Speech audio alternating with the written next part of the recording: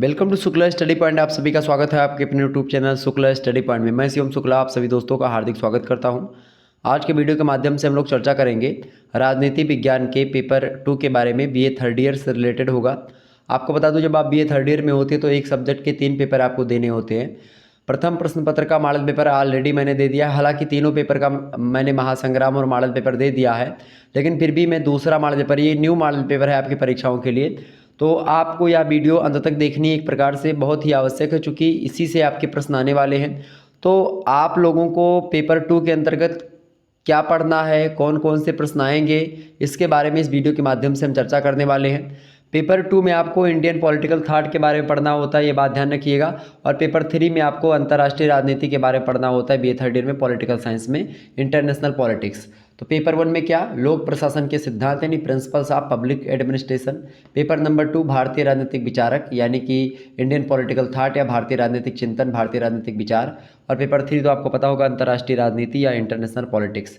तो international politics का जो वीडियो होगा इसके बाद में मैं दूंगा मॉडल पेपर, ठीक है। और ऑलरेडी अवेलेबल है प्लेलिस्ट में, आप देख लीजिएगा। हर एक सब्जेक्ट की प्लेलिस्ट है, उसमें आप तमाम सारी वीडियोज़ को देख सकते हैं मॉडल पेपर की। आगे चलते हैं, हम समझने का प्रयास करते हैं कौन कौन से प्रश्न आने वाले हैं। बहुत ही महत्वपूर्ण प्रश्न है BA third year paper 2 new model paper 2023 की परीक्षाओं के लिए। आइए चर्चा करते हैं। देखिए यहाँ पर ये खास करके बहुत ही इंपॉर्टेंट क्वेश्चंस हैं, जिनके आंसर्स के बारे में चर्चा करने का प्रयास हम करेंगे। पेपर आपका 3 खंडों में बटा हुआ होता है, खंड आ, बा और सा। खंड आ से अति लघुत्तरीय प्रश्न, खंड बा से आपके लघुत्तरीय और खंड सा से आपके दीर्घोत्तरीय टाइप के प्रश्न पूछे जाते हैं। आपको बता दूं, जो खंड आ से प्रश्न पूछे जाते हैं उनकी संख्या 10 होती है। प्रत्येक प्रश्न का उत्तर आपको 50 शब्दों में लिखना होता है, अर्थात एक प्रश्न का उत्तर आपको 50 शब्दों में लिखना होता है। 2 नंबर का एक प्रश्न होता है, सभी प्रश्न करने अनिवार्य होते हैं, मतलब कि 10 के 10 प्रश्न आपको करने ही पड़ते हैं खंड आ के, ठीक है। तो आइए देखते हैं पहला प्रश्न कैसा पूछा जा सकता है आपकी परीक्षा में। पहला प्रश्न आपकी स्क्रीन पर पूछा जा सकता है एग्जाम में। देखिए, अब जरूरी नहीं मैं जो पहले नंबर पर रखूँगा वो पहले में ही आएगा, या जो दूसरे पर रखा हो दूसरे में आएगा। तो पहला हो सकता है आपके 90 में पूछ लिया जाए, 9वां प्रश्न जो है आपके 8वें में पूछ लिया जाए। तो एक प्रकार से कोई ये क्रमबद्धता नहीं जरूरी, जैसा हमने दिया है एकदम सेम टू सेम ऐसे ही लिख करके आएगा, आगे पीछे दे करके आ सकता है, ठीक है। तो देखिए पहला प्रश्न है जयप्रकाश नारायण। आपको पता होगा जेपी नारायण जी के बारे में। तो जयप्रकाश नारायण जी की बात की है, जो खास करके लोकतंत्र पर इन्होंने अच्छे खासे विचार दिए हैं अपने। साध्य और साधनों में समानता के बारे में बताया है, ठीक है। सर्वोदय के सिद्धांत के बारे में बताया है, तो उसी के बारे में चर्चा करने का प्रयास करेंगे। और खास करके दल विहीन लोकतंत्र का समर्थन करते हैं ये जयप्रकाश जी।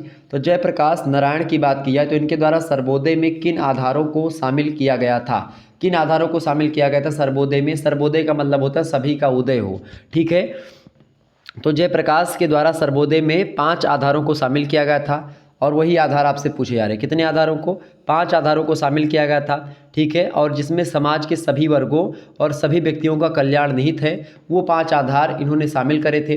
पहला आधार था जाति रहित समाज और वर्ग रहित समाज की स्थापना करना, कि ऐसे समाज की कल्पना इन्होंने करी है जयप्रकाश ने, कि ना तो जातियां रहे उसमें और ना ही एक प्रकार से वर्ग रहे, यानी कि वर्ग और जाति विहीन समाज की कल्पना करी, पहली बात। दूसरी बात, जयप्रकाश का सर्वोदय दूसरे जो आधार पर टिका है वो आधार है सार्वजनिक क्षेत्र में स्वच्छ और कुशल प्रशासन हो, ठीक है। सार्वजनिक क्षेत्र में स्वच्छ और कुशल प्रशासन हो, यानी प्रशासनिक मामलों में कोई लोच का मामला ना हो, एकदम से ठीक ठाक हो। तीसरा आधार जो इन्होंने बताया जयप्रकाश नारायण ने सर्वोदय का, वो बताया है सामाजिक व्यवस्था का आधार विकेंद्रीकरण होना चाहिए, यानी सत्ता किसी एक व्यक्ति के हाथ में नहीं होनी चाहिए, विकेंद्रीकरण सत्ता का होना चाहिए। सामाजिक व्यवस्था पर एक प्रकार से विकेंद्रीकरण होना चाहिए।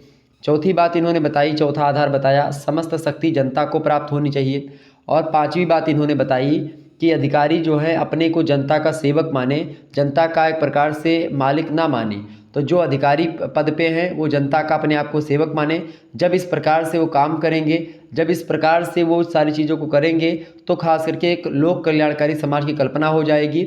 और इससे क्या होगा, सर्वोदय होगा, सभी का विकास होगा, सभी वर्ग का हित होगा, सभी जातियों का विकास होगा। और उन्होंने जाति विहीन वर्ग विहीन समाज की कल्पना करने का प्रयास किया है। उन्होंने दल विहीन लोकतंत्र का समर्थन प्रबल मात्रा में किया है, यह बात भी आप ध्यान रखिएगा। तो पहले प्रश्न का उत्तर इस प्रकार से आप लिख सकते हैं, दूसरा प्रश्न आपकी स्क्रीन पर पूछा जा सकता है कि लोकतंत्र पर नेहरू के विचार बताइए। लोकतंत्र पर नेहरू जी के क्या विचार थे भाई, इसको बताने का प्रयास करें। ऐसा प्रश्न आपसे पूछा जाएगा तो क्या बताओगे आप। तो नेहरू जी की बात की है तो नेहरू जी खास करके राजनीतिक क्षेत्रों में कई सारे विचार देते हैं। और नेहरू जी, आपको मैं बता दूं कि नेहरू जी एक महान लोकतांत्रिक नेता है, इसमें कोई दो राय नहीं है। ये लोकतंत्र के समर्थक हैं, धर्मनिरपेक्षता के समर्थक हैं, हिंदू मुस्लिम एकता पर बल देते हैं, राष्ट्रवाद के समर्थक हैं नेहरू जी, सामाजिक परिवर्तन पर भी बल देते हैं, समाजवाद में इनकी गहरी आस्था थी, मानवतावादी धारणा इनके दिमाग में थी, यानी कि जो है ह्यूमैनिटीज़ का कॉन्सेप्ट था इनके पास, और पंचशील सिद्धांत भी इन्होंने ही दिया था। ठीक है, तो कहीं ना कहीं पे आपको मैं बता दूं कि नेहरू जी खास करके इनके जो विचार हैं लोकतंत्र पर, इसको आपको बताना है। तो नेहरू जी निश्चित तौर पर एक महान लोकतांत्रिक नेता थे, आप इस तरीके से लिखने का शुरुआत कर सकते हैं। और उन्होंने क्या किया है, नेहरू जी ने लोकतंत्र को सामाजिक और आर्थिक क्षेत्र में स्वीकार किया है। और ख़ास करके नेहरू जी ने जनता से संपर्क स्थापित करने की प्रणाली विकसित करी और उन्होंने जनता में भाईचारे की प्रेरणा विकसित करी। नेहरू के अनुसार लोकतंत्र में फैली बुराइयों को दूर किया जा सकता है। नैतिक चरित्र का पालन करते हुए लोकतांत्रिक व्यवस्था को सफलतापूर्वक संचालित किया जा सकता है। अगर आप नैतिक चरित्र होगा व्यक्ति का, नेताओं का, सभी व्यक्तियों का, तो निश्चित तौर पर लोकतांत्रिक व्यवस्था को हम सफलतापूर्वक संचालित कर पाएंगे। अगर आपका चरित्र जो होगा वो मोरल होगा, नैतिक होगा, तभी ये कार्य संभव है। तो नैतिकता एक प्रकार से ज़रूरी है लोकतंत्र के लिए, ऐसा नेहरू जी का मानना था। ठीक है, आगे बढ़ते हैं। अगला क्वेश्चन आप देखिएगा, तीसरा नंबर प्रश्न आपकी स्क्रीन पर आ चुका है। पंचशील सिद्धांत क्या है। तो पंचशील सिद्धांत की बात की है तो पंचशील सिद्धांत किसने दिया भाई। पंचशील सिद्धांत की बात किया है तो 1954 की बात है, 1954 ईस्वी में भारत ने चीन के साथ 5 समझौते पर हस्ताक्षर किए थे, जिसे पंचशील समझौते के नाम से हम लोग जानते हैं। और ख़ास करके इसमें पंचशील समझौते में खास करके नाम आता है पंडित जवाहरलाल नेहरू जी का। और इसमें क्या क्या बातें हुई थी उसी को यहाँ पर आपको लिख देना है। तो पहली बात 5 समझौता था। ठीक है, उसी 5 समझौते पर हस्ताक्षर हुआ था दोनों देशों के एक प्रकार से जो मुखिया थे उनका। ठीक है, तो इसमें क्या बातें कही गई थी यही आपको यहाँ पर लिखना है। तो पहली बात पंचशील समझौते की पहला समझौता था एक दूसरे की एकता और संप्रभुता का हम सम्मान करेंगे, यानी चाइना भारत की संप्रभुता का सम्मान करेगा और भारत जो है चाइना की संप्रभुता का सम्मान करेगा, यानी एक प्रकार से आंतरिक मामलों में हस्तक्षेप नहीं करेगा। अगर चाइना में कोई मसला है तो उस पर भारत नहीं बोलेगा, भारत में के अंदर कोई मसला तो उस पर चाइना नहीं बोलेगा। तो ये एक प्रकार से पहली बात। दूसरा समझौता हुआ था एक दूसरे पर आक्रमण नहीं करेंगे हम, ना चाइना भारत पर ना भारत आक्रमण पर। तीसरा सिद्धांत जो पंचशील का था वो ये था कि एक दूसरे के आंतरिक मामलों में हस्तक्षेप बिल्कुल भी हम नहीं करेंगे, तो ये तीसरी बात थी। चौथी बात पंचशील समझौते की ये थी कि समानता एवं पारस्परिक सहयोग करेंगे, हम आपस में समानता को बढ़ावा देंगे। ठीक है, और हम पारस्परिक सहयोग भी करेंगे, अर्थात चाइना भारत का सहयोग करेगा और भारत चाइना का सहयोग करेगा। इस प्रकार से तालमेल बैठा करके हम आगे बढ़ेंगे। और पांचवा जो सिद्धांत है, पांचवा जो समझौता किया गया था पंचशील समझौते में, वो था शांतिपूर्ण सह अस्तित्व बनाए रखेंगे। शांतिपूर्ण सह अस्तित्व मतलब क्या होता है कि भारत का भी अस्तित्व बना रहे और चाइना का भी अस्तित्व बना रहे, लेकिन कैसे बना रहे, शांतिपूर्ण तरीके से बना रहे। कोई एक दूसरे पर कब्जा करके, एक दूसरे से लड़ भिड़ करके या साम्राज्यवादी नीति का प्रयोग करके एक दूसरे की ज़मीन को हड़पने का प्रयास न करे। तो ये 5 समझौते थे जो कि 1954 में हुए थे। ठीक है, ये बात ध्यान रखिएगा। तो ये था आपका पंचशील समझौता जो कि मैंने आपको बताया। तो इस प्रकार से प्रश्न पूछेगा तो आप आसानी से लिख पाएंगे। अगला क्वेश्चन साहब देखिएगा, चौथा नंबर प्रश्न है आपकी स्क्रीन पर। गांधी जी के सत्याग्रह को स्पष्ट कीजिए। मोस्ट इंपोर्टेंट प्रश्न है। गांधी जी की अगर बात की जाए तो गांधी जी सत्याग्रह उनका बड़ा जबरदस्त सिद्धांत माना जाता है, खास करके सत्याग्रह। ठीक है, सत्याग्रह का मतलब होता है सत्य के लिए आग्रह करना, और गांधी जी सत्य के पक्ष में थे, उसके लिए आग्रह किया करते जनता से। इसीलिए आपको पता होगा गांधी जी के पीछे सारी की सारी देश की जनता होती थी। हर मामले और हर आंदोलन आप देखिएगा, अधिकतर आंदोलन गांधी जी के नेतृत्व में ही हुआ है, क्योंकि गांधी जी के पीछे जो है आम जनता थी, जनमानस बहुत ज़्यादा था। और इनका दार्शनिक आधार खास करके सत्य पर आग्रह करते हुए अत्याचारों का प्रतिरोध करना और उसके सामने न झुकना। और सत्याग्रह शारीरिक बल से भिन्न आत्मा की शक्ति होती है और सत्याग्रह में अपनी ही बलि देनी होती है। तो सत्याग्रह की प्राप्ति अहिंसात्मक तरीके से की जाती है, ऐसा गांधी जी का मानना था।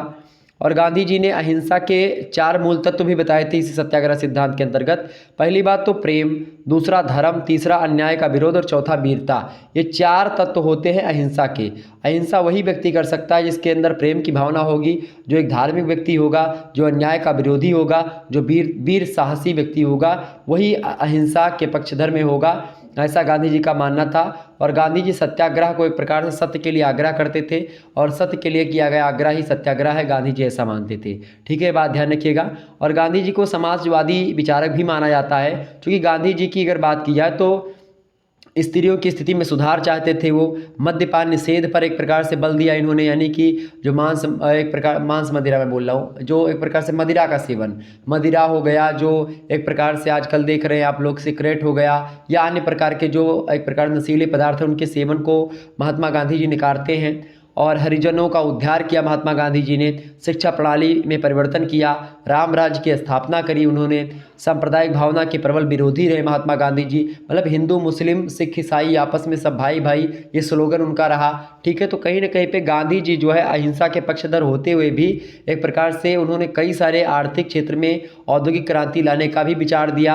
उन्होंने खादी कार्यक्रम प्रारंभ किया, कुटीर उद्योग धंधे प्रारंभ करे, उद्योगों के राष्ट्रीयकरण का विरोध किया, पूंजीवाद का विरोध किया, विज्ञान के आविष्कार का उचित प्रयोग किया, मतलब प्रयोग बताया कि भाई विज्ञान के आविष्कार का उचित प्रयोग होना चाहिए। और आर्थिक आत्मनिर्भरता पर भी गांधी जी का आप देखिएगा बहुत सारी, उन्होंने कहा कि भाई आर्थिक दृष्टि से सभी व्यक्ति अगर आत्मनिर्भर होंगे तभी देश आगे बढ़ पाएगा और हम इन अंग्रेजों को यहाँ से भगा पाएंगे। तो गांधी जी बहुत अच्छे विचारक माने जाते हैं। खास करके विचारकों की श्रेणी में तो उनको उतना ज़्यादा इंपॉर्टेंस नहीं मिलती है, लेकिन गांधी जी एक लोकप्रिय नेता माने जा सकते हैं और बिल्कुल इसमें कोई दो राय नहीं है। गांधी जी के विचारों में कभी कभी मतभेद आपको मिलेगा, लेकिन खास करके उन्होंने बहुत ही काम किया और जीवन पर्यंत काम करते रहे। हालांकि गांधी जी के अकेले से आज़ादी भी नहीं मिली है, यह बात भी ध्यान रखना होगा। सुभाष चंद्र बोस, नेताजी, ठीक है, उन्होंने बहुत सारा काम किया, चंद्रशेखर आज़ाद और भी तमाम सारे लोगों ने, तो बहुत सारे लोगों ने काम किया है इसको लेकर के। लाल बाल पाल हो गए और तमाम सारे लोगों ने एक प्रकार से आज़ादी के लिए लड़ाइयाँ लड़ी, अपने आप को बलिदान किया और अंततोगत्वा हमको आज़ादी मिली। ठीक है, ये बात ध्यान रखिएगा। आगे बढ़ते और भी चीज़ों को समझने का प्रयास करते हैं। अगला क्वेश्चन आप देखिएगा, अगला प्रश्न आपका आ चुका है 5वां नंबर प्रश्न देखिएगा। विवेकानंद, स्वामी विवेकानंद जी की बात हो रही है यहाँ पर, तो स्वामी विवेकानंद के धार्मिक चिंतन का परीक्षण कीजिए। बहुत ही महत्वपूर्ण प्रश्न है। तो स्वामी विवेकानंद जी की बात की है तो उनके धार्मिक चिंतन का परीक्षण, मतलब विवेकानंद जी का जो धार्मिक चिंतन है उसमें क्या क्या बातें वो बताते हैं, किन किन चीज़ों का विरोध करते हैं, किन किन चीज़ों का समर्थन करते हैं, वही आपको यहाँ पर लिखना है। ठीक है, तो विवेकानंद जी के चिंतन की बात की है तो धार्मिकता की भावना उनमें अधिक आपको दिखाई पड़ेगी और इसीलिए उन पर आध्यात्मिकता का प्रभाव अधिक दिखाई देता है। सामाजिक और धार्मिक क्षेत्र में विवेकानंद जी के कई सारे विचार हैं। उनकी अगर बात की तो सबसे पहली बात जो विवेकानंद जी का जो है नारा था या उन्होंने एक प्रकार से प्रबल विरोध किया है, वो अस्पृश्यता का विरोध किया, यानी वो छुआछूत का प्रबल विरोध करते हैं और निश्चित तौर पर वो बहुत ही ज़बरदस्त काम कर रहे थे उस समय।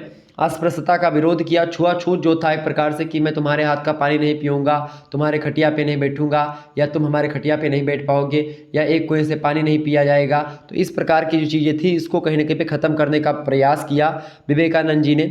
दूसरी बात, बाल विवाह का विरोध किया विवेकानंद जी ने। इसके अलावा तीसरी बात, विवेकानंद जी ने दलितों के उत्थान के लिए कार्य किया।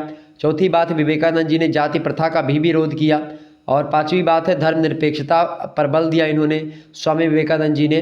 और छठी बात है, वो हिंदू धर्म में आस्था रखते थे और हिंदू धर्म को एक प्रकार से संसार के समक्ष रखा और हिंदू धर्म की जो संस्कृति है, सनातन संस्कृति है, उसको बहुत अच्छे तरीके से रिप्रेजेंट किया और निश्चित तौर पर जो सांस्कृतिक जो एक प्रकार से वर्चस्व था भारत का, वो कायम किया और उसको आगे बढ़ाने का काम किया।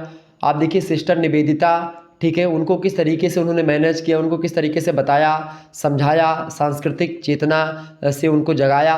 तो कहीं ना कहीं मतलब सांस्कृतिक चेतना के लिए जगाया।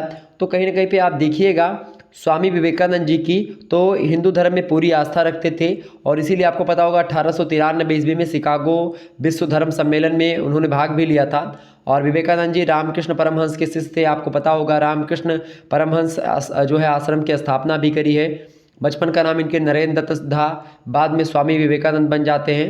और उन्होंने भारत की एकता धर्म पर आधारित बताई कि भाई कि धर्म अगर एक हो जाएगा, सभी धर्म आपस में एक दूसरे का सहयोग करेंगे परस्पर, तो भारत एकता के सूत्र में बंधेगा। और धर्म ने भारतीय नागरिकों के जीवन में नई आशाओं का सृजन किया है, ऐसा इनका मानना था। और जब भी देश में राजनीतिक शक्ति संकट में पड़ी है, तभी धर्म ने उसको बचाने का पूरा प्रयास किया है, ऐसा इन्होंने बताया।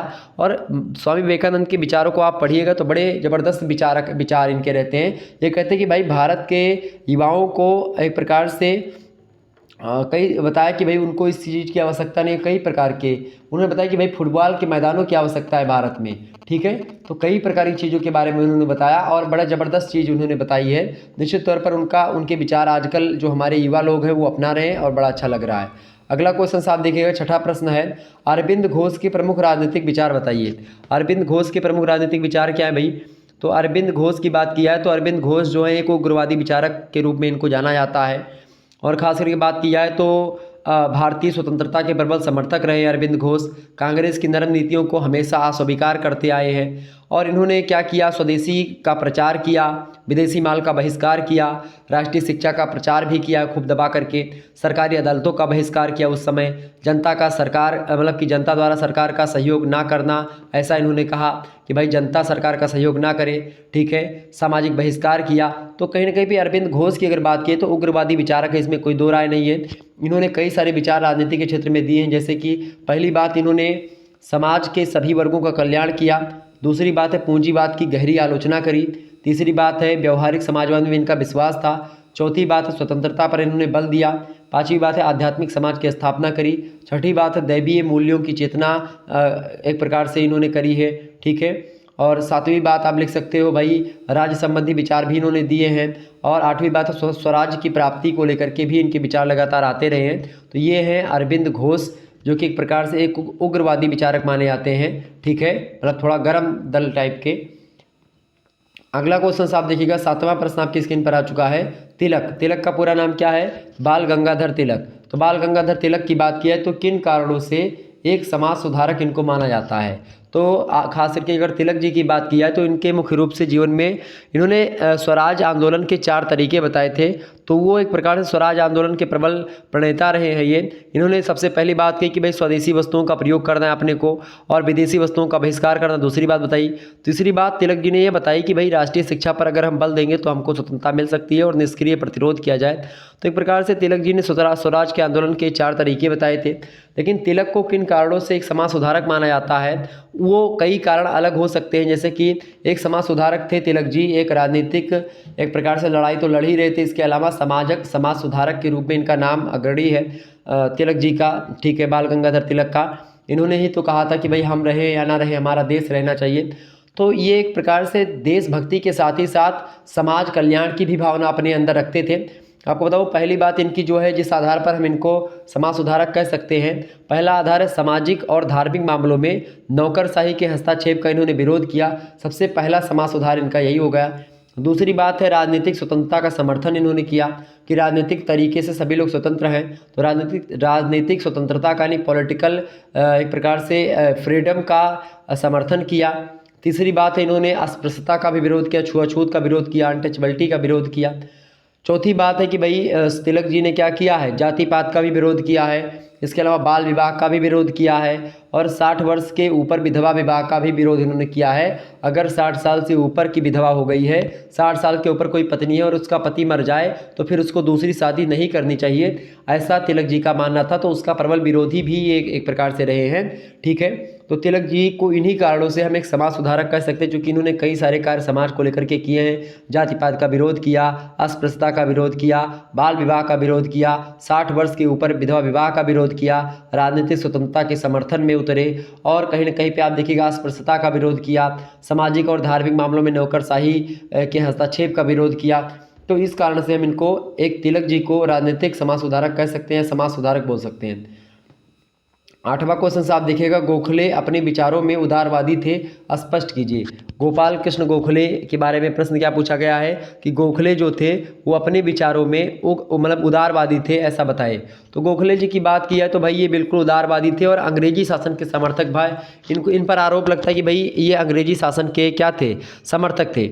गोपाल कृष्ण गोखले की बात की जाए तो ये अंग्रेजी शासन के समर्थक थे, इसमें कोई दो राय नहीं है।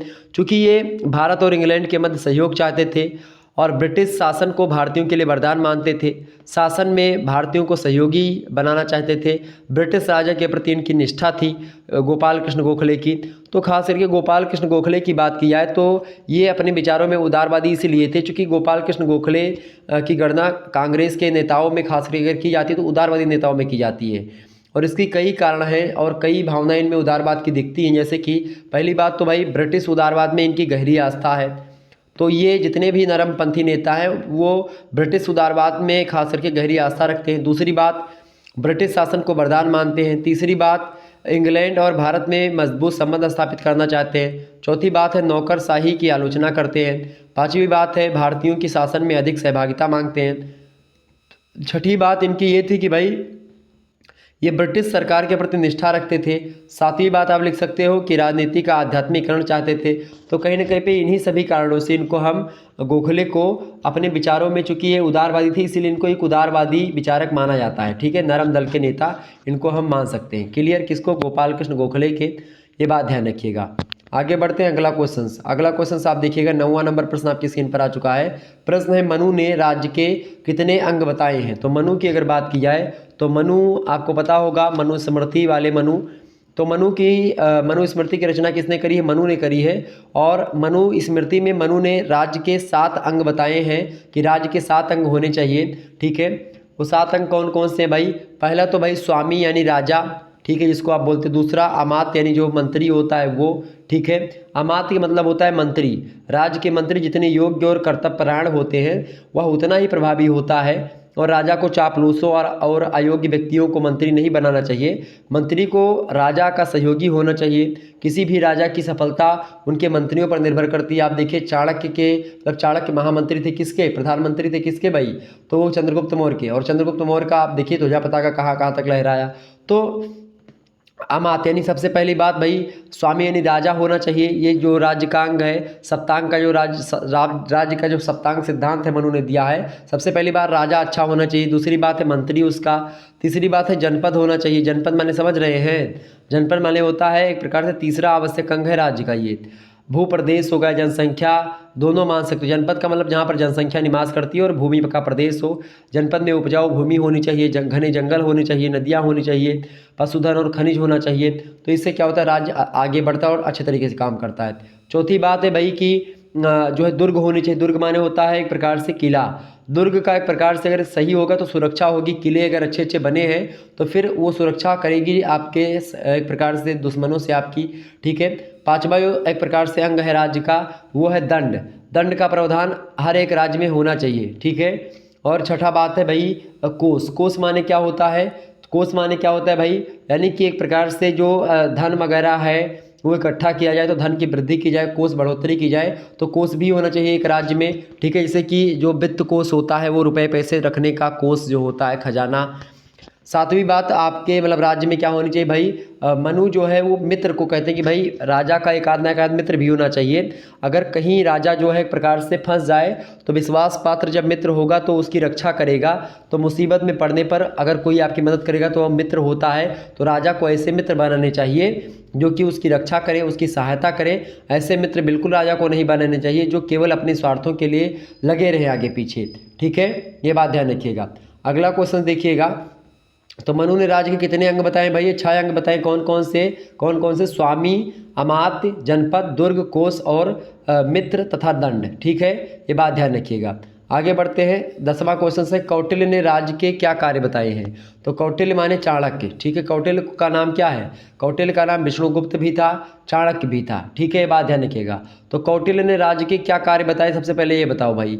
तो कौटिल्य ने राज्य के कई कार्य बताए हैं। जैसे कि उन्होंने पहला कार्य बताया कि भाई राज्य का कर्तव्य है कि जनता का कल्याण करे, जन कल्याण करना राज्य का पहला कर्तव्य। दूसरा कर्तव्य बताया क्षेत्र का विचार होना चाहिए राजा के दिमाग में भाई कि हमारा क्षेत्र कितना है, कहाँ पर कैसा क्षेत्र है और उसको किस तरीके से विस्तार करना है हमको, ये कार्य करना चाहिए राजा को। तीसरी बात है शांति व्यवस्था बनाए रखना अपने क्षेत्र में। ठीक है। चौथी बात बाह्य आक्रमण से रक्षा करे राजा। पांचवी बात आर्थिक विकास करे, इकोनॉमिक डेवलपमेंट हो। छठी बात है वर्णाश्रम की व्यवस्था का पालन करे राजा, यानी ब्राह्मणों से मुखामासिद बाहुरा जान्या करता उरु ततस्त वैश्याः पादाभ्याम शूद्रो अजातः। तो इस सिद्धांतों पर चले, ऐसा कौटिल्य का मानना था। यानी वर्णाश्रम, ब्राह्मण, क्षत्रिय, वैश्य ये सब अपने अपने कर्तव्यों को करें, ऐसा उस समय मानना था कौटिल्य का। ठीक है, ये बात ध्यान रखिएगा। तो इस प्रकार से आपने समझा इन चीज़ों को। अच्छा, एक प्रश्न आपसे और पूछ सकता है कि वार्ड गुण नीति एवं विदेश नीति पर कौटिल्य के क्या विचार थे। तो खास करके वार्ड गुण नीति की अगर बात की जाए तो वो 6 लक्षणों वाली विदेश नीति पर उन्होंने चर्चा करी है। कौन कौन से वो 6 प्रकार की जो विदेश नीति। पहली बात तो भाई संधि करके मनाना चाहिए लोगों को, संधि हो जाए तो बड़ी अच्छी बात होती दूसरे राजा से। दूसरी बात विग्रह। विग्रह माने कभी कभी क्या होता है कि भाई आप विग्रह करके भी एक प्रकार से उसको अलग कर सकते हैं। तीसरी बात है यान, चौथी बात है आसन, पांचवी बात है संश्रय और छठी बात है द्वैधी भाव। तो ये 6 प्रकार से एक प्रकार से विदेश नीति की चर्चा करी है कौटिल्य ने। ठीक है, और अपनी नीतियों का प्रयोग करते समय उन्होंने 4 उपायों को बताया कि भाई इन 4 उपायों का प्रयोग करके आप किसी भी राजा को पराजित कर सकते हैं या पर उस पर कब्जा कर सकते हैं। साम, दाम, दंड, भेद, ये चारों एक प्रकार से अपनाना चाहिए। तो ये कौटिल्य ने ही बताया था। आगे देखिएगा, तो ये हो गए आपके अति लघु उत्तरीय प्रश्न जो कि आपको 50-50 मतलब शब्दों में लिखने थे। अब अगला जो प्रश्न है आपका वो खंड सा से है, खंड बा से है। खंड बा में आपके लगभग 10 क्वेश्चंस होते हैं, जिनमें से केवल आपको 5 ही प्रश्न करने होते हैं। ये बात आप ध्यान रखिएगा, क्योंकि अथवा करके आपको प्रश्न दिया होता है। एक प्रश्न का आपको नंबर जो है मतलब एक प्रश्न का उत्तर आपको 200 शब्दों में लिखना होता है। एक प्रश्न अगर अच्छे तरीके से आप करोगे तो उसके लिए आपको 10 नंबर मिलते हैं। ये बात ध्यान रख लीजिएगा। ओके, तो आगे बढ़ते चीज़ों को जानने का प्रयास करते हैं। देखिए, प्रश्न आपका है आधुनिक भारतीय राजनीतिक चिंतन की प्रमुख विशेषताओं का वर्णन कीजिए। आर करके यानी अथवा करके दूसरा प्रश्न दिया गया है कि कौटिल्य के मंडल सिद्धांत का वर्णन कीजिए। तो चाहो तो आप आधुनिक भारतीय राजनीतिक चिंतन की प्रमुख विशेषताओं को बता दो, और चाहो तो आप कौटिल्य के मंडल सिद्धांत का वर्णन कर दो। दोनों में से आपको कोई केवल एक ही बताना है, ये बात ध्यान रखिएगा। तो आइए चर्चा करने का प्रयास करते हैं हम, ताकि आप आसानी से समझ सकें हर चीज़ों को। तो आधुनिक भारतीय राजनीतिक चिंतन की जो प्रमुख विशेषताएं हैं वो कौन कौन सी हैं, इसी पर चर्चा करने का प्रयास हम करते हैं। तो आधुनिक भारतीय चिंतन की अगर बात की जाए तो आधुनिक भारतीय चिंतन का कार्यकाल जो है कब से प्रारंभ हुआ है, यह एक विवाद का विषय रहा है। और चूँकि समान रूप से 18वीं शताब्दी के प्रारंभिक वर्षों से लेकर के आप देखिएगा वर्तमान समय तक के जो भारतीय सामाजिक और राजनीतिक चिंतन है उसी को हम आधुनिक चिंतन बोल सकते हैं। और आधुनिक भारतीय चिंतन प्राचीन भारतीय चिंतन से अलग आपको दिखेगा, ये बात ध्यान रखिएगा।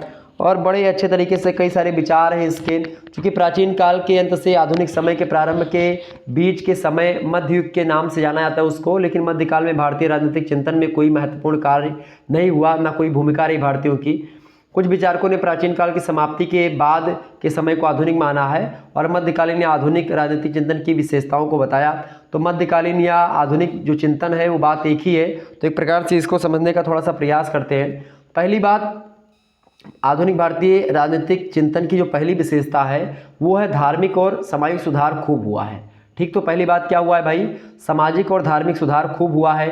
तमाम सारे आंदोलन चलाए गए, इसमें राजा राम मोहन राय, स्वामी दयानंद सरस्वती, एनी बेसेंट, ठीक है, और भी तमाम सारे लोग, जैसे कि ब्रह्म समाज की स्थापना हुई, आर्य समाज की स्थापना हुई, इसके अलावा रामकृष्ण मिशन की स्थापना हुई, स्वामी विवेकानंद जी ने किया, थियोसॉफिकल सोसाइटी की स्थापना हुई। तो एक प्रकार से इन सभी ने अपने अपने कार्यों को किया और अपने अपने स्तर पर समाज में सुधार लाने का प्रयास किया। तो पहली विशेषता ये आधुनिक भारतीय चिंतन की।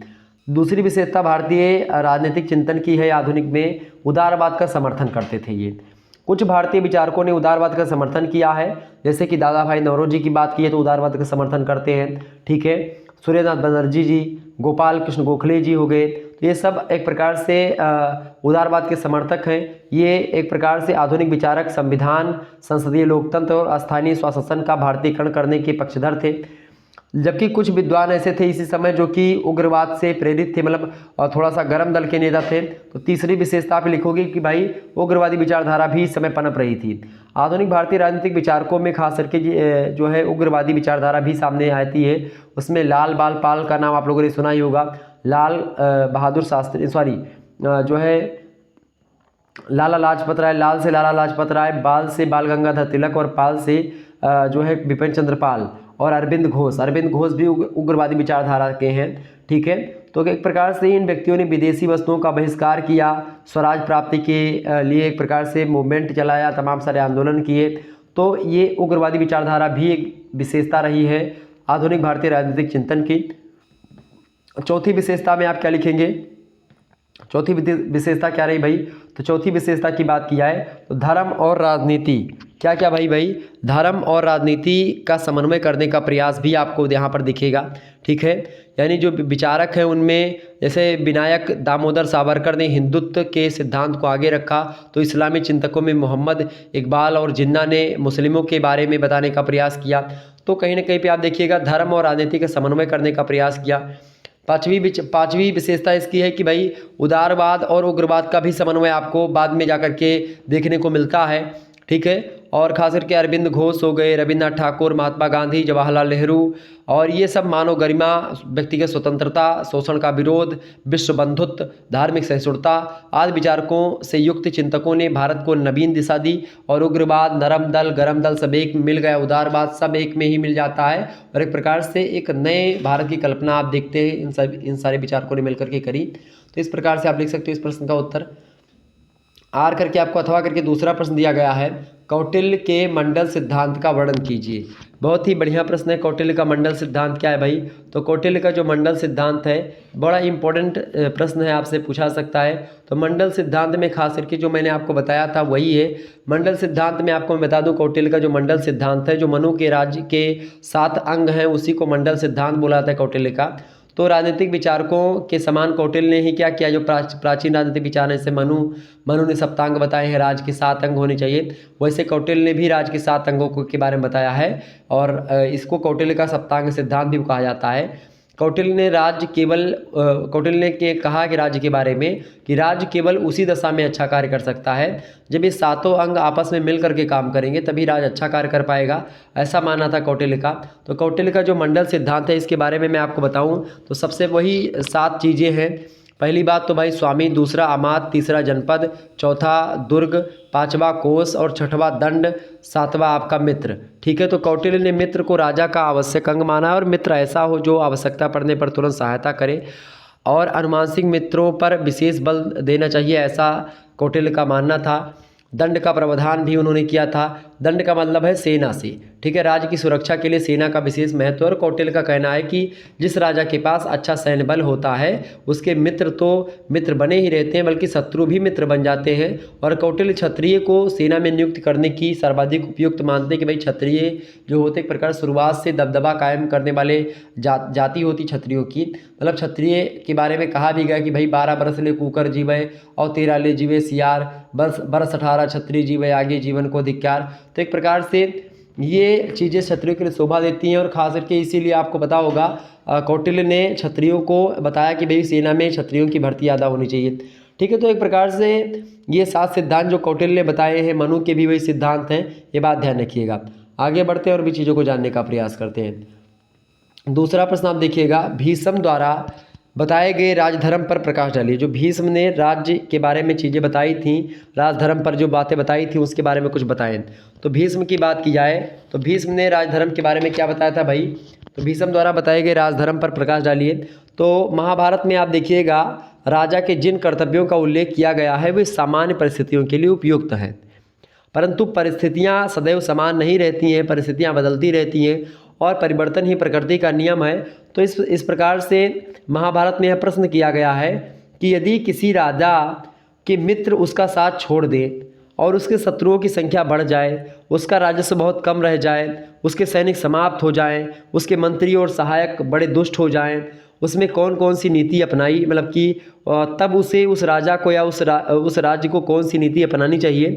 तो भीष्म इन सभी प्रश्नों का उत्तर देते हुए कहते हैं कि ऐसी असामान्य परिस्थिति में राजा को केवल इष्ट सिद्धि का मार्ग अपनाना चाहिए, और उसे अपने उद्देश्य की पूर्ति के लिए कुछ अवैध तरीकों का भी सहारा लेने से परहेज नहीं करना चाहिए। अगर कोई गलत तरीका है उससे उसकी रक्षा हो जाती है तो बिल्कुल उसको अपनाना चाहिए।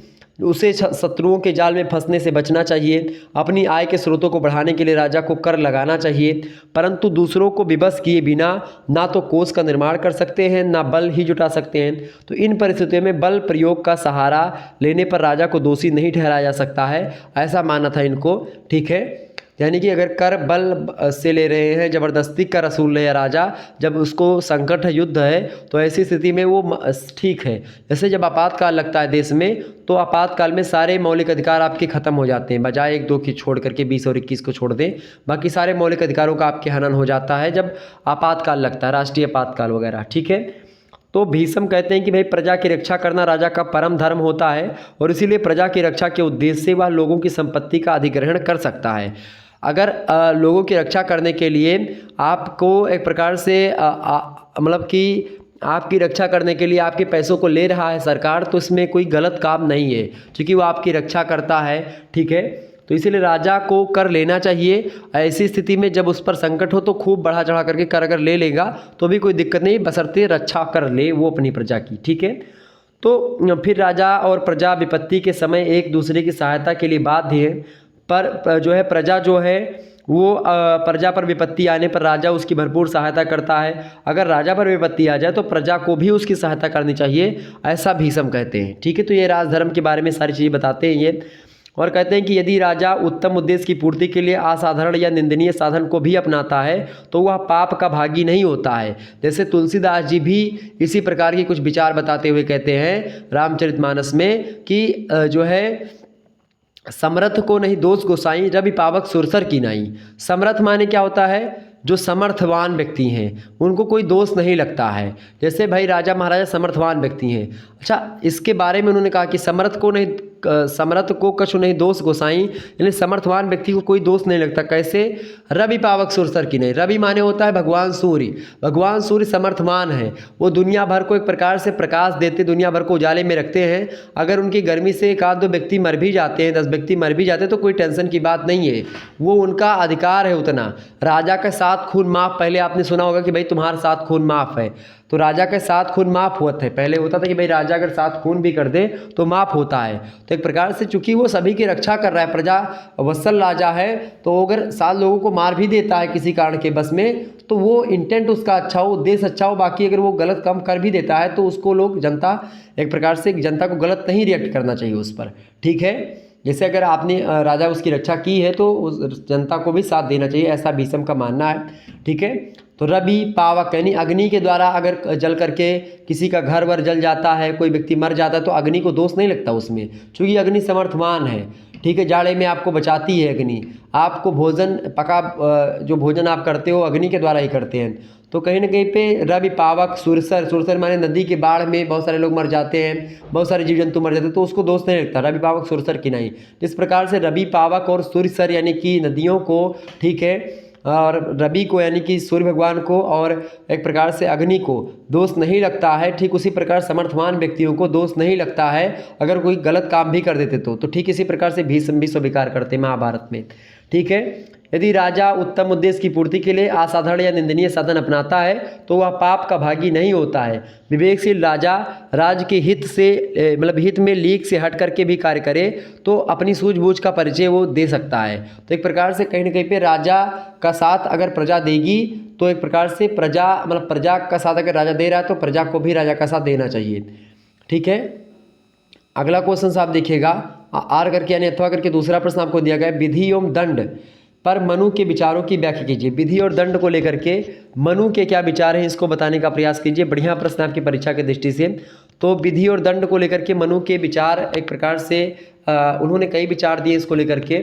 मनु खास करके अगर बात की है तो प्राचीन भारतीय राजनीतिक विचारकों में मनु जो है उनका नाम बहुत ही फेमस है और राज्य में व्यक्तियों तथा विभिन्न वर्गों के मध्य होने वाले विवादों का निपटारा करना अत्यंत महत्वपूर्ण है और इन्हीं विवादों का निपटारा करने के लिए न्याय व्यवस्था की स्थापना होनी चाहिए। और इसी न्याय व्यवस्था में विधि माने कानून और दंड माने जब उस विधि का कोई व्यक्ति उल्लंघन करेगा तो उसको दंड मिलेगा। तो इसी को लेकर के मनु ने कई सारे विचार दिए हैं। मनु कहते हैं कि कानून का सबसे बड़ा स्रोत जो है वो वेद है और अन्य स्रोतों में खास करके उन्होंने बताया कि भाई स्मृतियाँ जो लिखी गई वो हैं, वेदों में सज्जनों का आचार आता है। मनु कहते हैं कि विवाद 2 प्रकार के होते हैं, पहला हिंसा के कारण उत्पन्न होने वाले विवाद, दूसरा धन से संबंधित विवाद। तो विवाद 2 प्रकार के होते हैं, एक तो भाई हिंसा के कारण से विवाद होता है, एक धन संपत्ति को लेकर के विवाद होता है। मनु खास करके मनु स्मृति में कहते हैं कि यदि राजा विवादों का निपटारा ना कर सके तो उस कार्य को करने के लिए किसी विद्वान ब्राह्मण की नियुक्ति की जाए। किसी भी दशा में शूद्रों की नियुक्ति न्यायाधीश के पद पर ना की जाए, ऐसा मनु का भी मानना था। और न्यायाधीशों को सभी विवादों का निर्णय निष्पक्षता पूर्वक करना चाहिए, क्योंकि जिस सभा में सत्य असत्य से पीड़ित होता है उसके सदस्य पाप मतलब जो सारे पाप होते हैं नष्ट हो जाते हैं। तो कहीं ना कहीं पे आप देखिएगा जो इन्होंने जज की बात किया, जो बड़े पदों की बात करी, उस पर ब्राह्मणों को रखा है, क्योंकि ब्राह्मण लोग उस समय पढ़े लिखे हुआ करते थे जिस समय की बात है। तो उन्होंने कहा कि भाई जो अगर पढ़ा लिखा होगा, शिक्षित होगा, वही अच्छे तरीके से बात करेगा। यही बात प्लेटो भी कहते हैं अपने शिक्षा सिद्धांत में। अपने आदर्श राज की कल्पना करते हुए प्लेटो भी कहते हैं कि भाई राजा का दार्शनिक होना परम आवश्यक है। लेकिन उन्होंने जाति पात को नहीं बताया कि भाई इस जाति का होना चाहिए उस जाति का। लेकिन यहाँ पर मनु थोड़ा सा जाति के बारे में बताते कि भाई ब्राह्मण का होना जरूरी है। और उस समय एक प्रकार से ब्राह्मण ही एक प्रकार से उच्च पदों पर होते थे, सलाहकार वगैरह में ब्राह्मण को ही रखा जाता था, चूँकि वो ज्ञानी होते थे, वेद वगैरह का पठन पाठन किया करते थे, तमाम सारे न्याय सिद्धांतों को जानते थे, तमाम प्रकार की विचारधाराओं को जानते थे। इसी कारण से उनको उस पद पर रखा जाता था। ठीक है, तो इसी कारण से मनु ने ऐसी बात कही। ठीक है, मनु आगे कहते हैं कि भाई दंड ही राजा है, क्योंकि दंड में ही राज्य करने की शक्ति होती। अगर दंड खत्म कर दिया जाएगा तो राज्य का कोई मतलब नहीं रह जाएगा, अराजकता फैल जाएगी। ठीक है, यदि राजा अपराधियों को दंड ना दे तो बलवान लोग दुर्बलों को वैसे ही पकाने लगेंगे जैसे मछलियों को लोहे की छड़ में छेद करके पकाया जाता है। दंड का यथोचित प्रयोग करते हुए राजा धर्म अर्थ काम की प्राप्ति की ओर उन्मुख होता है। और राजा को चाहिए कि भाई राज्य में न्यायोचित दंड की व्यवस्था करें, न्याय से हिसाब से, मतलब एकदम से निष्पक्षता पूर्वक जांच हो और ये सारी चीज़ें हो, मतलब एकदम से कोई लोच नहीं होना चाहिए उसमें न्याय व्यवस्था में। और जिस मात्रा में कोई व्यक्ति अपराध करे राजा को चाहिए कि उसी मात्रा में उसको दंड देना चाहिए। तो ये मनु का सिद्धांत था, बड़ा ज़बरदस्त सिद्धांत भी माना जाता है अपने क्षेत्र में मनु का। ठीक है, ये बात ध्यान रखिएगा। आगे बढ़ते हुए भी चीज़ों को समझने का प्रयास करते हैं। तो इस प्रकार से मनु का जो सिद्धांत है, मनु के जो विचार हैं विधि और दंड को लेकर के, यानी दंड की भी व्यवस्था एक राज्य में होनी चाहिए, बिना दंड के राज्य का चलना असंभव है। और विधि यानी कानून भी होना चाहिए, बिना कानून के बिना नियमों के राज्य नहीं चल पाएगा, ऐसा माना था और मनु का, और बिल्कुल सत्य मानना था, इसमें कोई दो राय नहीं है। आगे बढ़ते हैं, अगला प्रश्न। अगला क्वेश्चन आप देखिएगा, शुक्र ने राजनीति शास्त्र की अगर बात की जाए तो शुक्र ने राजनीति शास्त्र के बारे में या राजनीति शास्त्र के महत्व को किस प्रकार से बताया है, इसके बारे में आप बताएं। शुक्र ने राजनीति शास्त्र के महत्व को किस प्रकार स्वीकार किया है, बताने का प्रयास करेंगे। तो शुक्र की अगर बात की जाए तो इन्होंने किस प्रकार स्वीकार किया है भाई, राजनीति शास्त्र के महत्व को बताने का प्रयास करेंगे। तो शुक्र की अगर बात की जाए तो उन्होंने किस प्रकार से स्वीकार किया भाई, फटाफट से आप बताने का प्रयास करेंगे। तो शुक्र राजनीति शास्त्र को नीति शास्त्र और दंड नीति की संज्ञा देते हैं, यानी कि वो राजनीति शास्त्र को बताते हैं कि भाई ये नीति शास्त्र है या दंड नीति है। ठीक है, ऐसा मानना है उनको। ठीक है, और दंड नीति के अंतर्गत राजाओं के लिए ऐसे अनुशासन और शिक्षा की व्यवस्था की जाती है जो श्रुतियों और स्मृतियों में भी नहीं मिलती है। और इसमें भूमि और उससे जुड़ी हुई संपत्ति उपार्जित करने के नियम भी बताए गए होते हैं राजनीति शास्त्र में, ऐसा बताते हैं शुक्र आगे कहते हैं कि सामाजिक जीवन में यथार्थवादी दृष्टिकोण के का समर्थन एक प्रकार से होना चाहिए। और इसी समर्थन के नाते ये कहते हैं कि दंड नीति एक प्रकार से होनी चाहिए, दंड नीति पर विशेष बल देते हैं शुक्र। ठीक है, कि दंड नीति भी अच्छी होनी चाहिए। और उन्होंने कहा कि भाई तर्कशास्त्र एवं 3 वेदों, जैसे कि 3 वेद कौन से हैं, तर्कशास्त्र और 3 वेद, यजुर्वेद, सामवेद और ऋग्वेद, और 4 विधाओं के महत्व को स्वीकार किया है। परंतु साथ ही यह तर्क भी दिया इन्होंने कि पहली 3 विधाओं का अभाव होने पर संसार के अस्तित्व को खतरा पैदा नहीं होगा, परंतु दंड नीति का ज्ञान लुप्त हो जाने पर संसार जो होगा वो छिन्न भिन्न हो जाएगा। तो दंड का प्रावधान बहुत ही इंपॉर्टेंट है और राजनीतिक शास्त्र की दंड की व्यवस्था करता है, इसीलिए राजनीतिक शास्त्र का महत्व तो एक प्रकार से है बहुत ज़्यादा। शुक्र ने खास करके इनके अनुसार दंड नीति का स्थान अन्य सभी शास्त्रों से ऊंचा है और इसी को उन्होंने नीति शास्त्र भी बताया है। दंड को नीतियों के निर्धारण का कार्य राजनीतिक शास्त्र के द्वारा किया जाता है, ऐसा बताते हैं ये। और कहते हैं कि भाई नीति शास्त्र की कानून निर्माण का सर्वोच्च स्थान है नीति शास्त्र की। और यह विचार जो प्राचीन यूनानी दार्शनिक हैं अरस्तु, उनकी मान्यता से मिलता जुलता विचार है। राजनीति शास्त्र सभी शास्त्रों का सिरमौर है। अरस्तु ने इसे सर्वोच्च विज्ञान की संज्ञा भी दी है। और नीति शास्त्र की अवहेलना करने वाला राज्य ऐसे डूब जाता है जैसे समुद्री जहाज जो होता है वो छिद्र में डूब जाता है, वो ब्लैक को एक प्रकार से वो समुद्री लहरों में विलीन हो जाता है। उसी प्रकार से अगर राज्य में एक प्रकार से नीति शास्त्र नहीं होगा, नियम कायदे नहीं होंगे तो राज्य नहीं चल पाएगा। ऐसा मानना अरस्तु का भी था और शुक्र का भी यही मानना था। तो कुल मिलाकर के नीति शास्त्र के बल पर संपूर्ण सृष्टि को बस में किया जा सकता है, ऐसा मानना था एक प्रकार से शुक्र का। तो इस प्रकार से शुक्र के इस प्रकार से महत्व है राजनीति शास्त्र को लेकर के। तो बिना राजनीति शास्त्र के राज्य की कल्पना नहीं की जा सकती। तो राजनीति शास्त्र का मतलब उनका दंड नीति और जो है एक प्रकार से नीति शास्त्र को लेकर के, वो नीति शास्त्र और दंड नीति को ही राजनीति शास्त्र कहते हैं। ठीक है, शुक्र। अगला प्रश्न देखिएगा, आर करके आपको दिया गया है, साध्य और साधन पर गांधी जी के विचारों का वर्णन कीजिए। साध्य और साधन, साध्य माने क्या होता है? मार्ग। साधन माने होता है मतलब साधन माने होता है मार्ग और साध्य माने होता है लक्ष्य, गंतव्य। ठीक है, मान लेते हैं आपको ए स्थान से बी स्थान पर जाना हुआ, तो बी स्थान आपका क्या है? बी स्थान आपका हो गया साध्य। ठीक है, बी स्थान आपका क्या होगा? साध्य, चूंकि आपको बी स्थान तक पहुंचना है। अब ए से आप बी स्थान तक पहुंचेंगे किसी न किसी माध्यम से, तो उसी माध्यम को हम बोलते हैं साध्य। ठीक है, रास्ते से, तो उसी रास्ते को बोलते हैं, मार्ग को बोलते हैं साध्य। ठीक है, ये बात ध्यान रखिएगा। तो साध्य और साधन की अगर बात की जाए तो इस पर गांधी जी के क्या विचार थे? गांधी जी की अगर बात की जाए तो गांधी जी साध्य और साधन के बारे में क्या कहते हैं, इसको बताने का प्रयास करेंगे। बढ़िया प्रश्न है। तो गांधी जी की अगर बात की जाए तो गांधी जी ने साध्य और साधना या साध्य और साधन दोनों में कोई अंतर नहीं किया है। मैकियावेली जैसे विचारकों ने केवल साध्य पर ही बल दिया है, जिसके लिए कोई भी साधन ग्रहण किए जा सकते हैं। परंतु आप गांधी जी को देखिएगा तो गांधी जी ने साधनों का या साधनों की पवित्रता पर विशेष ध्यान दिया। वो कहते हैं कि भाई साधन का प्रयोग आप अच्छा करें। यानी नेताजी सुभाष चंद्र बोस की बात की जाए तो वो साधन को मैटर नहीं करते, भाई साधन कोई भी हो, हमारा साध्य अगर अच्छा है तो साधन किसी प्रकार साम दाम दंड भेद कुछ भी अपनाएं हम, बस हमारा लक्ष्य जो है वो ठीक हो। ठीक है, मतलब कि अगर आपका लक्ष्य ठीक है तो किस रास्ते से आप विजय प्राप्त करते हो, साम दाम दंड भेद कोई मैटर नहीं करता। तो नेताजी चाहते थे कि भाई अंग्रेजों को चाहे हम साम दाम दंड भेद कल बल छल कूटनीति किसी से हराएं, हमको हराना, किसी की मदद लेनी पड़े हमको लेंगे, हिंसा अहिंसा कुछ भी करेंगे, ये नेताजी का मानना था। लेकिन गांधी जी वहीं पर आप देखिएगा वो कहते थे नहीं, अहिंसा परमो धर्मा, मैं नहीं मारूंगा।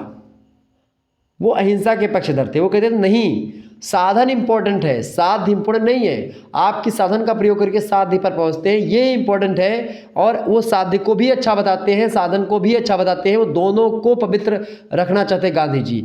तो गांधी जी की बात की जाए तो गांधी जी का कहना है कि उच्च साध्य के लिए साधन भी उच्च होने चाहिए। अपने इस विचारों के कारण से उन्होंने ब्रिटिश साम्राज्य के विरुद्ध भारतीय जनता को अहिंसात्मक संघर्ष के लिए ललकारा और कहा कि अहिंसा से हम इन लोगों को भगाएंगे। ब्रिटिश साम्राज्य के विरुद्ध कभी भी गांधी जी ने षड्यंत्र नहीं किया।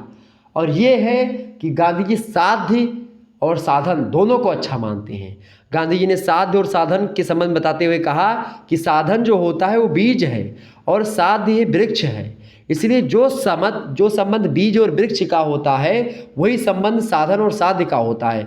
मैं शैतान की उपासना करके ईश्वर का भजन फल नहीं प्राप्त कर सकता, जब मैं भगवान का भजन करूंगा तभी मेरे को भगवान मिलेंगे, ऐसा गांधी जी का मानना था। अगर हमारा साधन अच्छा होगा तभी हमको अच्छा लक्ष्य भी मिलेगा। अगर हम गलत तरीके से अगर साध्य को प्राप्त भी कर लेते हैं तो फिर वो साध्य भी गलत हो जाएगा, ऐसा गांधी जी का मानना था। गांधी जी कहते हैं कि यदि कोई व्यक्ति साधनों पर ध्यान रखता है तो उद्देश्य स्वयं अपना ध्यान रखता है। साधनों की श्रेष्ठता में विश्वास के कारण ही गांधी जी ने यह कहा था कि मैंने देश की स्वतंत्रता के लिए अपना समस्त जीवन लगाया है, फिर भी यदि मुझे हिंसा द्वारा ही मिल सकती है आज़ादी तो मैं इसे नहीं लेना चाहता। गांधी साफ मना करते हैं कि अगर हिंसा करनी पड़ी और मुझे आज़ादी के लिए तो फिर एक प्रकार से मुझे ऐसी आज़ादी नहीं चाहिए जो हिंसा से मिले।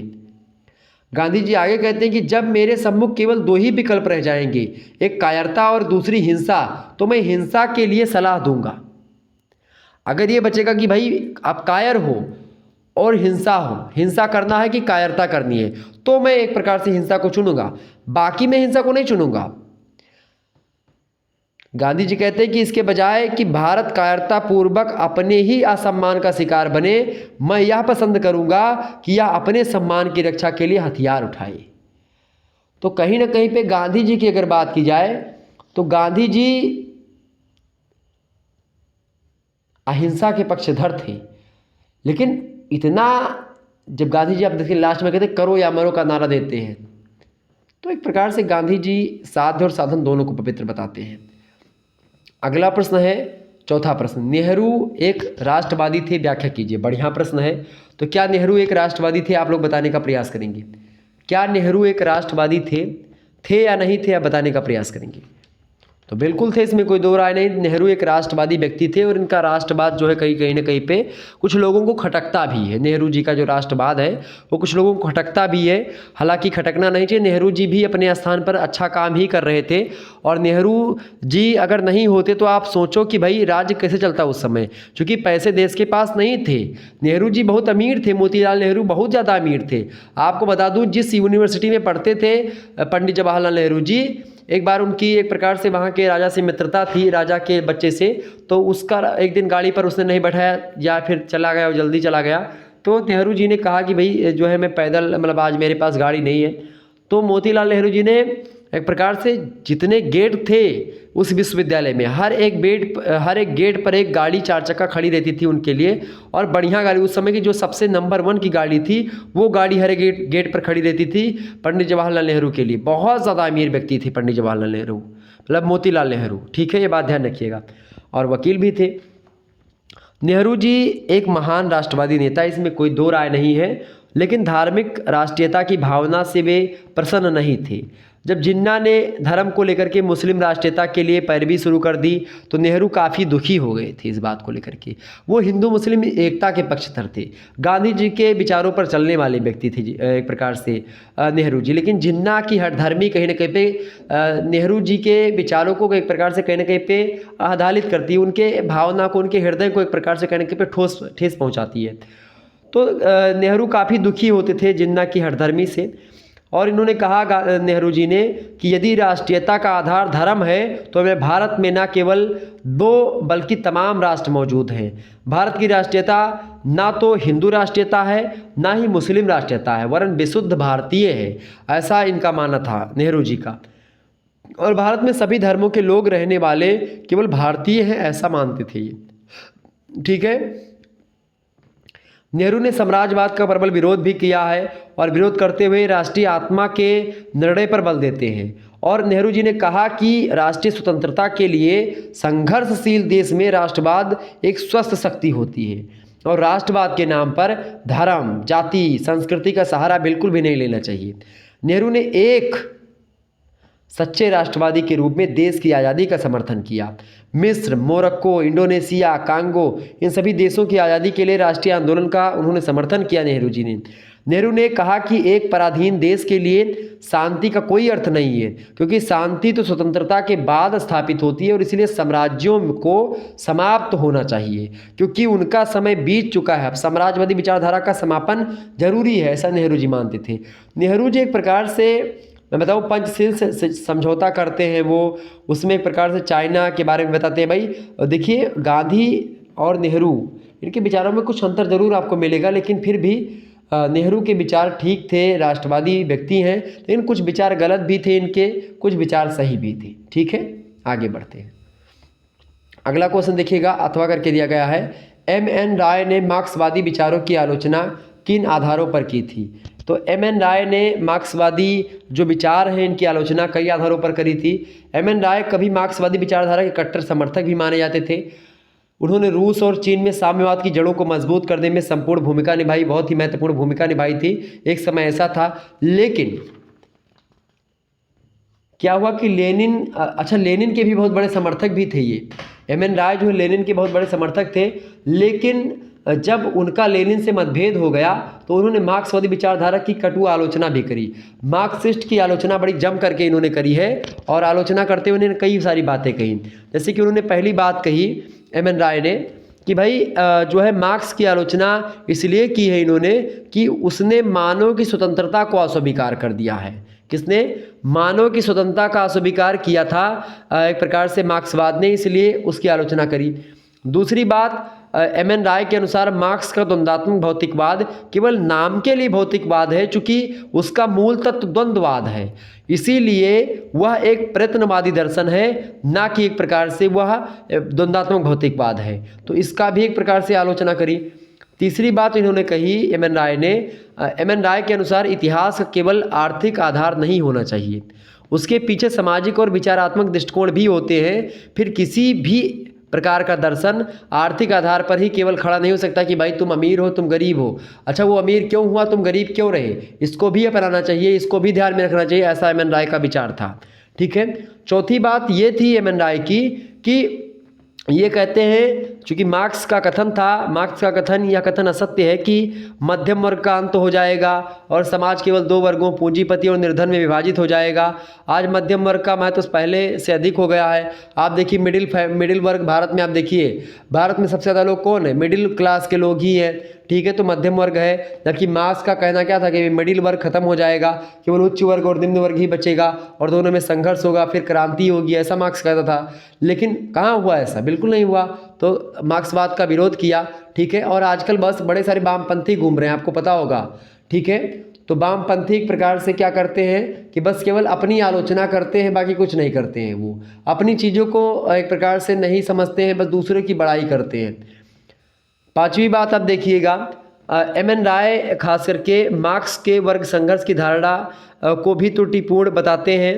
मार्क्स ने कहा था कि समाज में वर्ग संघर्ष किसी न किसी रूप में निरंतर चलता रहता है, लेकिन इतिहास इस बात का साक्षी है मेरे प्यारे दोस्तों कि कई समाजों में वर्ग संघर्ष नहीं हुआ है या नहीं भी हो रहा है।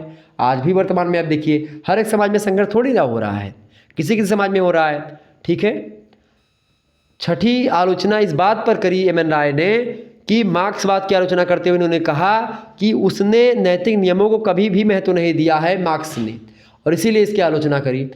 सातवीं बात इन्होंने, चूँकि मार्क्स ने समाज में परिवर्तन क्रांति के द्वारा लाने की बात कही थी, जबकि एम.एन. राय बिना हिंसा के सामाजिक परिवर्तन लाना चाहते थे। तो इस प्रकार से कई प्रकार के आधार बना करके मार्क्सवाद की आलोचना करी और जम करके आलोचना करी। ठीक है। एक समय ऐसा था कि भाई मार्क्सवाद जो है मार्क्सवाद के प्रबल समर्थक थे एम.एन. राय, लेकिन एक प्रकार से उनको लगा कि भाई ये जिसका समर्थन मैं कर रहा हूँ वो उचित नहीं है या फिर वो सत्य नहीं है। ठीक है, ये बात ध्यान रखिएगा। आगे बढ़ते हैं। पांचवा प्रश्न आप देखिएगा, पांचवा प्रश्न आपकी स्क्रीन पर आ चुका है, बहुत ही इंपॉर्टेंट प्रश्न है। देखिए प्रश्न है आपका, जयप्रकाश नारायण के संपूर्ण क्रांति का वर्णन कीजिए। बढ़िया प्रश्न है। जयप्रकाश नारायण की संपूर्ण क्रांति की बात की जाए तो मार्च 1974 ईस्वी में जयप्रकाश नारायण जी ने ऐतिहासिक बिहार आंदोलन को जन्म दिया, जो 25 जून 1975 ईस्वी को श्रीमती इंदिरा गांधी की सरकार के द्वारा आपातकाल की स्थिति की घोषणा के बाद में शांत कर दिया गया। और 1977 ईस्वी में भारत में जनता पार्टी की सरकार बनती है और इसके बाद 1979 ईस्वी के मध्य तक शांत रहा इनका आंदोलन। और इस दौरान जयप्रकाश जी ने जो विचार प्रस्तुत किए हैं उससे उनकी समग्र क्रांति के दर्शन का स्पष्टीकरण हो जाएगा, बिल्कुल इसमें कोई दो राय नहीं है। तो जयप्रकाश नारायण जी की बात की है तो इनका कथन था जेपी नारायण का कि भारतीय लोकतंत्र को संतुलित करने वाली जो सारी मर्यादाएं हैं वो आज खत्म हो चुकी हैं। ना प्रेस स्वतंत्र है, ना मजबूत विपक्ष है, ना विश्वविद्यालयों और शिक्षा संस्थाओं के अंतर्गत कार्य करने वाले जो बुद्धिजीवी हैं वो आत्मनिर्भर भी नहीं रह गए हैं, न न्यायपालिका की स्वतंत्रता ही सुरक्षित है। संसदीय लोकतंत्र की आशाएं एकदम से खत्म हो चुकी हैं, क्षीण हो चुकी हैं। जयप्रकाश नारायण का यह मंतव्य था कि जब तक इन सारी समस्याओं का या संस्थाओं का बुनियादी परिवर्तन नहीं हो जाता तब तक हम जनसाधारण की प्राथमिक समस्याओं की पूर्ति नहीं कर सकते।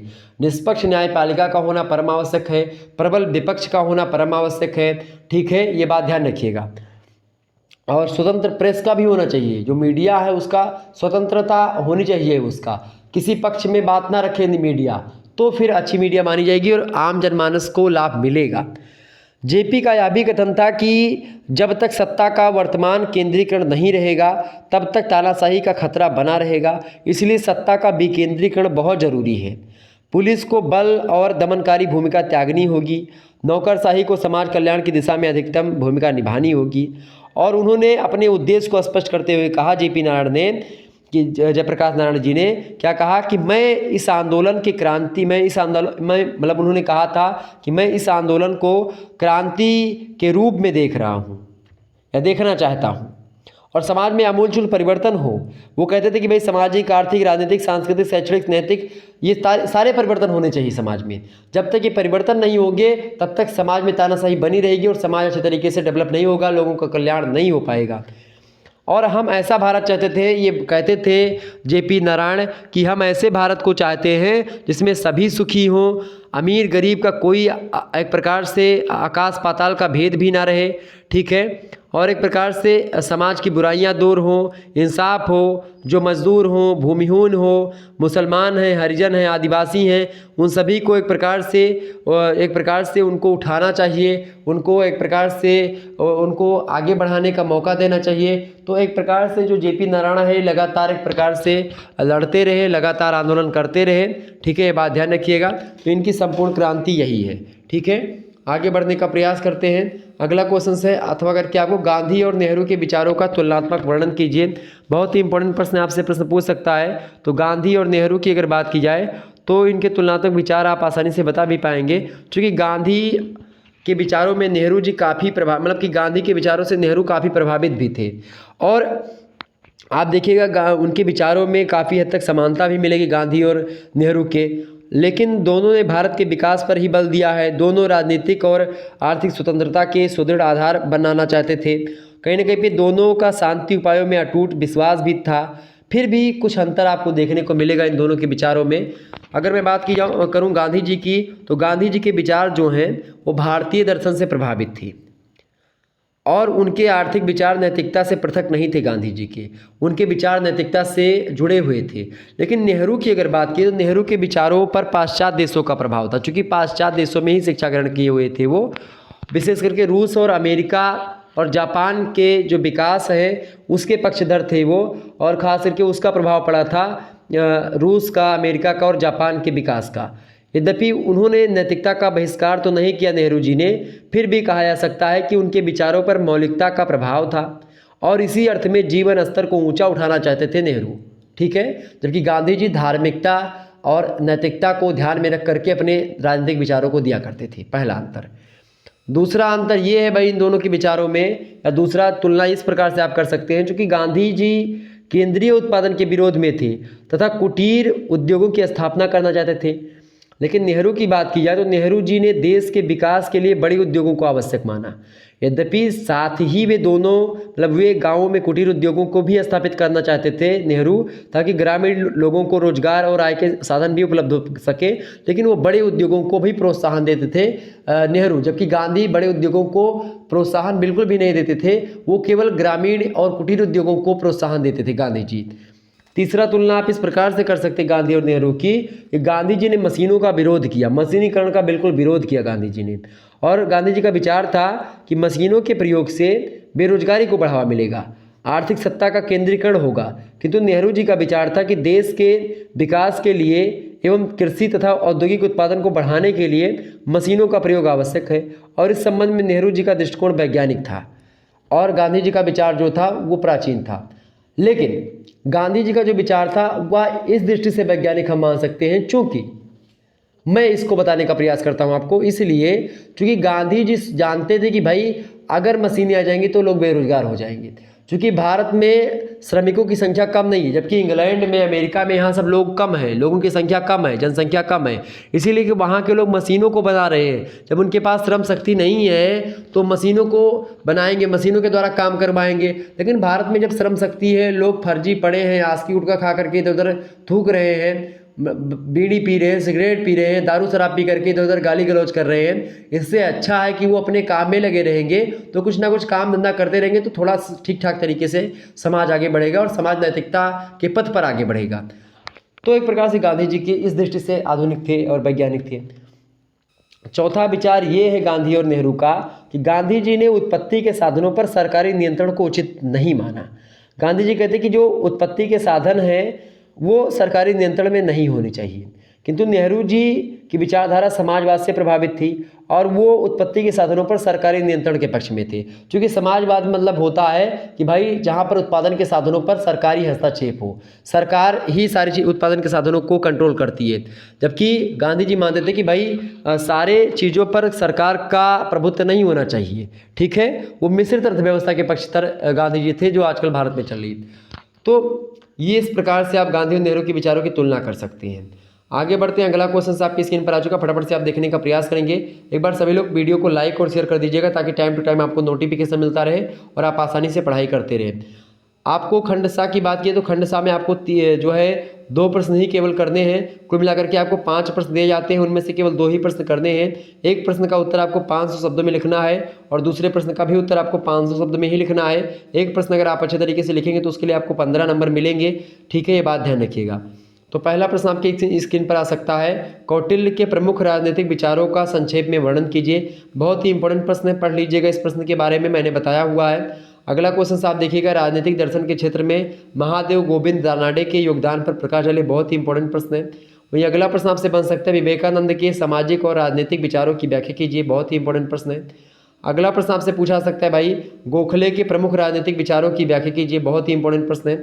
अगला प्रश्न आपसे पूछा गया है कि धर्मनिरपेक्षता एवं लोकतंत्र पर नेहरू के विचारों की व्याख्या कीजिए। तो इस प्रकार से प्रश्न आपसे पूछे जा सकते हैं। इन प्रश्नों को मैंने छांटा है और बहुत ही इंपॉर्टेंट प्रश्न आपकी परीक्षा में ये प्रश्न लगातार पूछे जा रहे थे। तो ये प्रश्न आपकी परीक्षा में आएंगे, ये बात ध्यान रख लीजिएगा।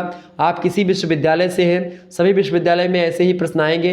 भारतीय राजनीतिक विचार, अगर आपके पेपर का नाम है इंडियन पॉलिटिकल थॉट, तो आप में यही प्रश्न आने वाले हैं एकदम से 100%। ये बात ध्यान रखिएगा। वीडियो को लाइक और शेयर कर दीजिएगा। एक बात मैं और आपको बताना चाहता हूँ, अगर आपकी यूनिवर्सिटी, आप किसी भी विश्वविद्यालय से हैं, आपका पेपर होता है तो आप लोग हमारे जो पेपर है उसको हमारे व्हाट्सएप नंबर पर सेंड कर दीजिएगा। 91 61 93 60 62, ये मेरा व्हाट्सएप नंबर है। इस पर आप लोग क्या सेंड कर सकते हो भाई, इस नंबर पर आप लोग अपना जो पर्चा होगा, यूनिवर्सिटी में आप पेपर दीजिएगा या कॉलेज में पेपर देने के बाद में पेपर आपको मिलता है तो उस पेपर की फ़ोटो खींच करके आप लोग साफ साफ हमारे इसी नंबर पर सेंड कर दीजिएगा ताकि मैं उस पेपर पर चर्चा कर सकूँ और जो अगले विश्वविद्यालय के या दूसरे विश्वविद्यालय के हमारे छात्र हैं उनको हेल्प हो सके। ठीक है, धन्यवाद। मिलते हैं फिर नेक्स्ट वीडियो में, तब तक के लिए जय हिंद, जय भारत। आप सभी का बहुत बहुत धन्यवाद हमारे से जुड़ने के लिए। इसी प्रकार से अपना प्यार बनाए रखिएगा। Good night, I love you. बहुत बहुत धन्यवाद, बहुत बहुत धन्यवाद भाई।